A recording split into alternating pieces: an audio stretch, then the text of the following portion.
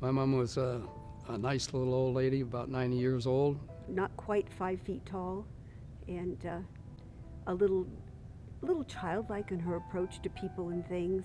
She loved to do all kinds of things. She liked to talk to people. She liked to dance. She liked to entertain, and that was her nature and her character. We brought her to Glenwood Springs to live with us.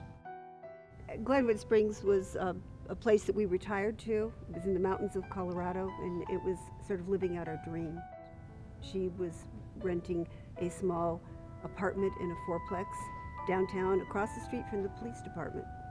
We thought we had put her into a safe place. It was a nice little town. Nothing really ever happened there. But unfortunately, there was a tragedy that occurred in our life. 3 days before my 60th birthday, April 11th, 1996, we went to pick up Mom. Our normal routine with Mom was to take her every Thursday to the marketplace and do her shopping. And sometimes we would take her to lunch and spend the morning with her, just doing usual things. And I tried to call her that morning, and she never answered her phone. And I tried several times, and I said, Tom, it's unusual. Usually I call her before we leave.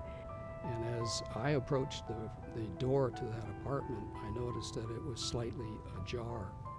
And that was very unusual, and instantly I was concerned because she always kept her place locked up. And when we went in, we found that the window had been broken in. I called her name and there was no answer. And as we moved through the living room and then into the bedroom, we found her over in a corner.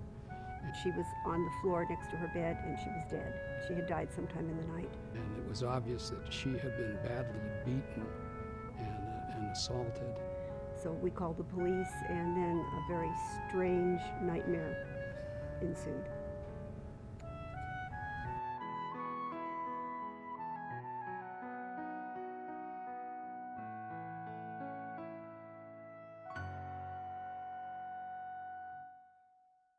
Shortly after the police became involved, within 3 days, they discovered who they felt was at the cause of this, and they apprehended him in Grand Junction, Colorado, which was 90 miles west of Glenwood Springs, and brought him back to town, and he was arraigned in court, and he pleaded not guilty.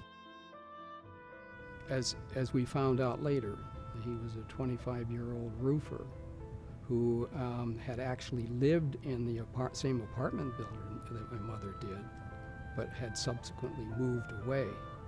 And we additionally learned that he was brought up in a very dysfunctional family, and if you ever tried to devise a family unit that would destroy a child, this was the family unit.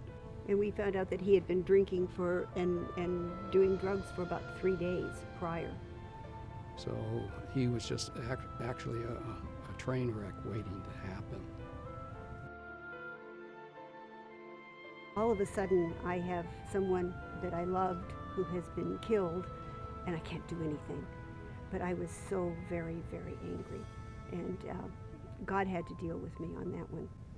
The deep concern that I had at that point was that it would be destructive to my relationship with the Lord.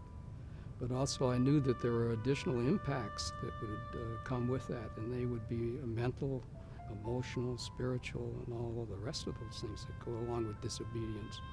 So I really thought that one through, and then the Lord was gracious enough to change my head and change my heart with regard to that issue of forgiveness.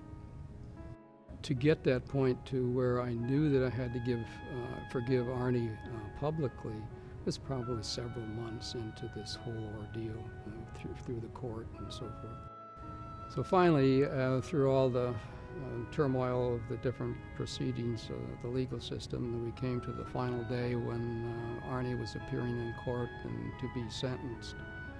And it was at that time when they allowed the family of the victim to come forward and to talk to the judge and tell them what they think the judge ought to do with regard to Arnie.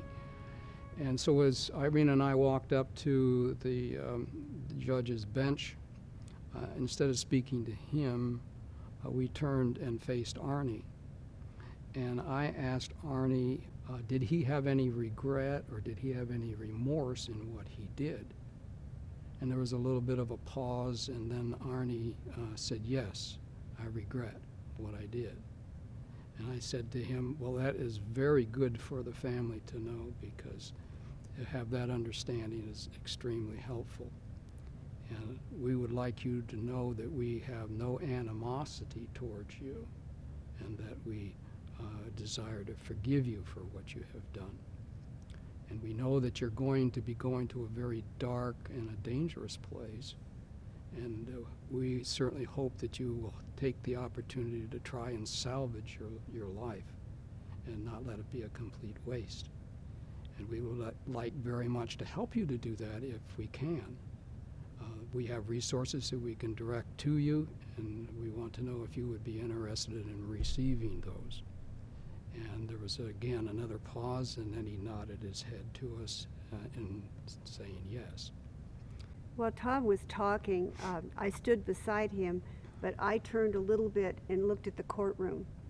And I was just absolutely amazed, because I saw the police chief with tears running down his face. I saw reporters out there, their hands were shaking. They couldn't even take notes.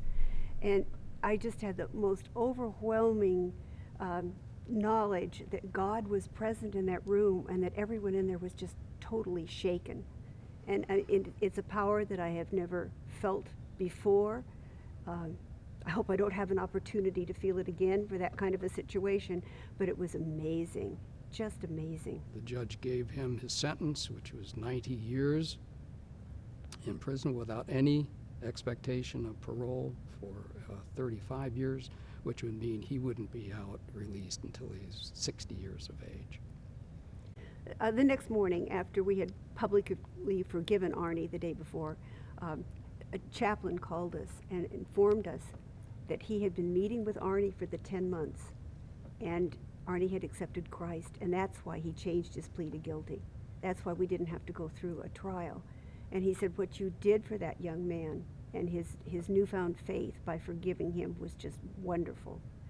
And then there was a beautiful article in our paper and in the Grand Junction paper about us standing in court and forgiving Arnie, and about our faith, and about how we worship, who we worshiped, and why we did those things. So we were really elated by that. Well, Arnie has turned into an amazing person. We've been in touch for 15 years, pretty much on a continuous basis, with him via letter and other means.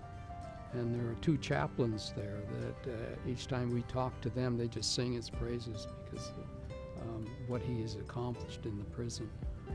He is a leader in the prison. He has a voracious appetite for learning the Word. He has taken correspondence courses and obtained a Christian Workers Certificate from Taylor University, which allows him to do those things within the prison. He brings the Sunday morning message on occasion. He's a sort of a go-to guy. When his fellow prisoners have a problem, they come to him. So he's a giant. He's a bright light in a dark place, and God put him there and has had his hand on him all along. By forgiving him, we released ourselves from that bondage, that anger. We would still be caught up in it. Life would not be joyous. We would be angry and bitter, and we would have, the last 15 years would be a waste.